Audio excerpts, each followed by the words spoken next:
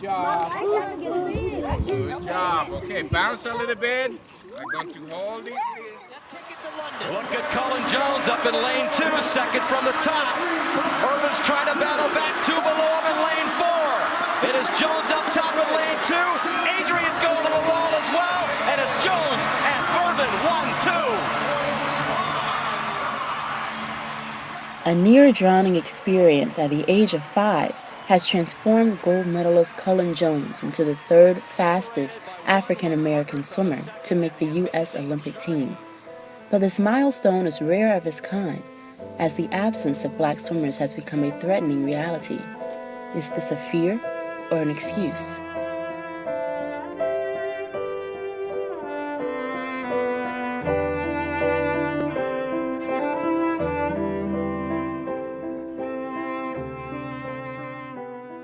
I don't swim, not because I didn't want to swim, because I was with my grandparents. I was in rural North Louisiana. There was water out there, but I wasn't going out there. There was snakes in that water. You know what I mean? That's fear. Okay, that's not an excuse. That's fear. My brother is 10. He still doesn't swim. My sister is about to turn 18, and she's like terrified of water. And then especially after my cousin died, it's like we don't want to go in a pool. African Americans have a strikingly rich history that dates back to pre-slavery days. But the disconnect between the black community and swimming emerged during the era of the slave trade.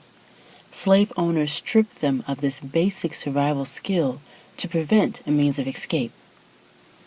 These restrictions traveled decades later to the civil rights movement with the enforcement of Jim Crow laws. African Americans were beaten, mocked, and ridiculed for trying to swim in areas intended for whites only. Swimming was, in my mind, a very limited recreational activity for black youth. You couldn't learn and you couldn't participate in activity, particularly by laws and particularly by efforts to other people from Plessy versus Ferguson time period, who wanted to sit on a train in New Orleans until Brown versus Board of Ed, almost 100 years later. You've got a big gap of access.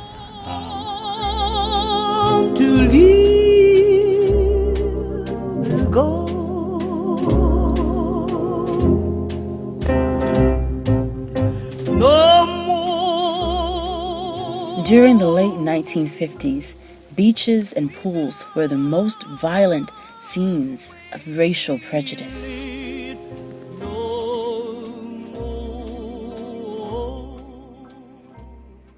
But there were safe havens for blacks to swim freely that appeared during the decline of segregation at colored-only reserved beaches, but these areas were in isolation.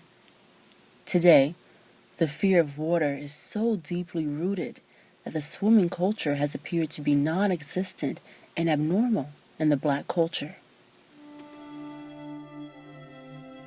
I guess more of a traditional cultural perspective, it has been something that has been passed on from generation to generation in the black community, that as a people, we don't swim. That's just something we don't do.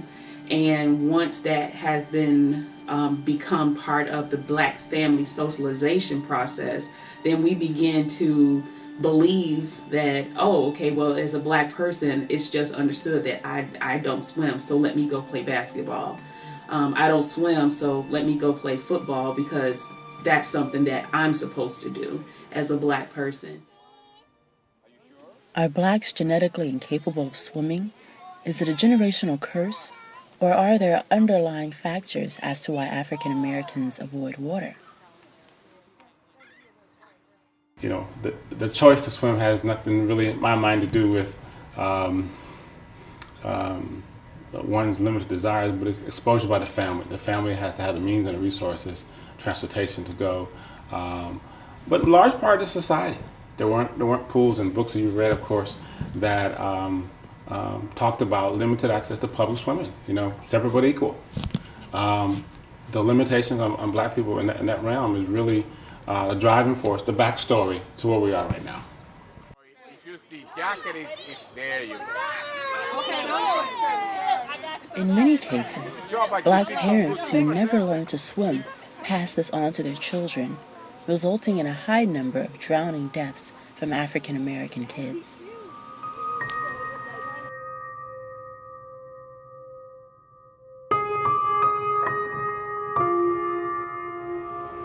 It was around 7 at night, and I was at my grandmother's house. It was me, my mom, my brother, my sister, my aunt, another one of my aunts, and like a few cousins. And my dad called my phone because my mom was outside on her phone. So my dad called my phone. He was like, "Where's your mom?" So I was like, "She's outside, she's on the phone." He was like, "Oh, tell her to call me ASAP." And like in his voice, I could hear like something was wrong. So I'm like, "Oh my gosh, like what happened?" So my mom was still on the phone, so I gave her my phone, and she was on the phone. Then she walked in like 2 minutes later, and like she came in screaming. She was like, "Michaela drowned." So everybody's like what? So she was like, "Michaela drowned." So they hadn't told us that she was gone yet, so we didn't know. So we waited for a little while longer, and my aunt, Michaela's mom, she was still in Georgia, but Michaela was in Florida with her dad. So my mom went to rush to my aunt's house to make sure if something happened, she would be there. So my mom left us there, and as she was pulling off, somebody called her and told her that Michaela was gone.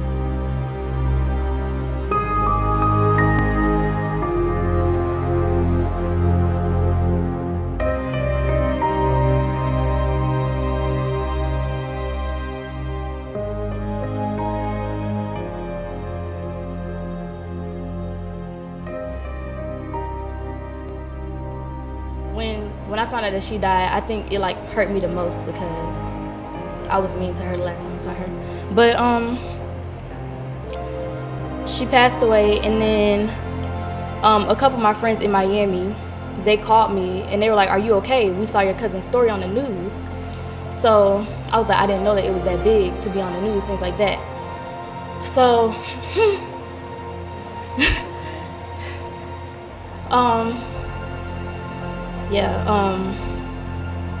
when my friends called me to tell me that they heard her story on the news, that's when like it really hit me the most, like she's really gone.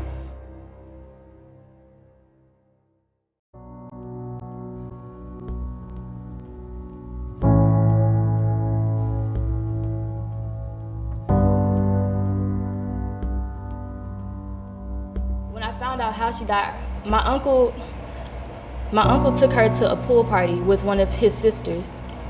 And my aunt from Georgia, she was kind of like, she didn't want Michaela to go, but she allowed her because she didn't want to be like a mean parent and say, "No, you can't go." So she allowed her to go. But my uncle's sister left Michaela outside of the pool, like outside at the pool unattended with like another child.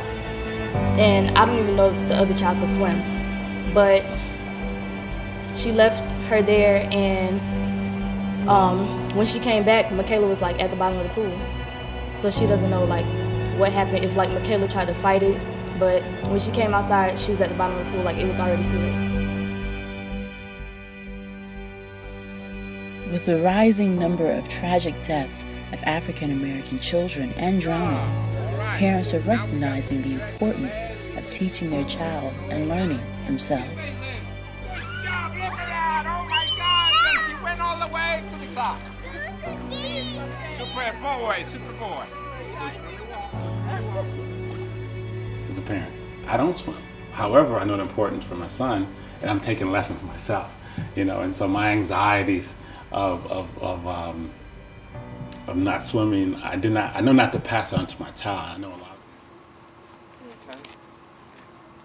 But for many low-income families in urban communities, there are issues with the expensive swimming lessons and an absence of accessible pool facilities, a problem that is worst among African Americans. It has been a combination of African Americans just not having the access to swimming facilities, so the structural access has been denied, and then also the financial access to actually go and say take swimming lessons, private lessons, if possible. That just hasn't been something that traditionally African Americans have been able to do.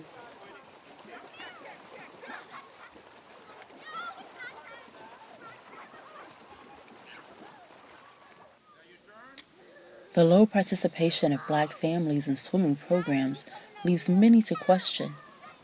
Is it too late? My brother is 10.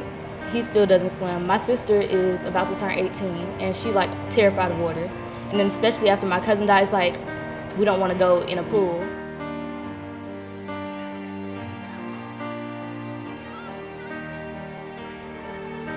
Sometimes it's a little hard. Like, I might like pass a swimming pool, and it's like I imagine like her body being at the bottom of the pool. Like, I can't save her.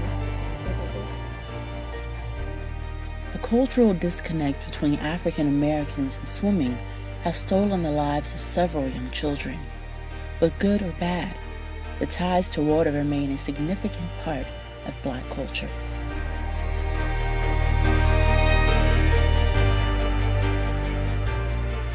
Think about Emmett Till, who was killed in Mississippi. Young boy, dynamics. It hadn't to do with swimming or anything, but where they find him in water, the bottom of the lagoon down there in Mississippi, with the barbed wire tie around his neck, tied to a tractor tire, had been beaten badly. So you think about that. You think about all the association with water and Black people historically. The historical background of skilled Black swimmers proves that there is hope for African Americans today. National nonprofit organizations like the YMCA have established swimming programs for children, teens, and adults. All right. Ambassador for African American Swimmers, Cullen Jones, has dedicated his life and talents to teach minorities how to swim through motivational speaking, youth clinics, and private lessons. Jones hopes to prevent tragic deaths of children like 5-year-old Michaela and to reinforce the strong aquatic traditions of our African ancestors.